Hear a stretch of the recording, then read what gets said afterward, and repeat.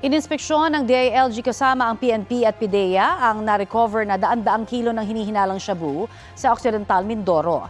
Ang mainit na balita hatid ni June Veneracion. Mga kapuso, nandito ako ngayon sa PIDEA Regional Office Mimaropa. Ito nakikita ninyo.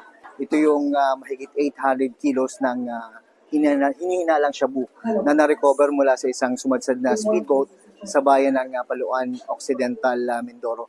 Nandito ngayon sina DILG Secretary John Vic Rimulya, mga matataas na opisyal ng PNP at Philippine Drug Enforcement Agency para inspeksyonin at makita itong mga na-recover na hinihinalang shabu.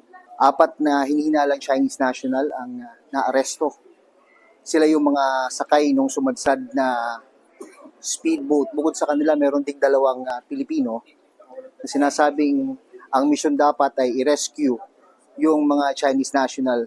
Ang tanong ngayon, ito lang ba talaga yung tinangkang smuggle na illegal na droga papunta rito sa area o baka mayroon pang mas malaking bulto ng illegal na droga yung gustong ipasok dito sa ating bansa? Kasi ang nagiging kalakaran ng pagsusmuggle ng illegal na droga, sabi ng PIDEA, bulto-bulto yan, hindi pwedeng 800 plus, 900 plus. Ang kadalasan yan pag in-smuggle, 1 tonelada, 2 tonelada, 3 tonelada. Walang butal. So yun ngayon yung hamon sa mga otoridad. Hanapin pa kung meron pang natitirang iba pang shipment ng droga dito sa area.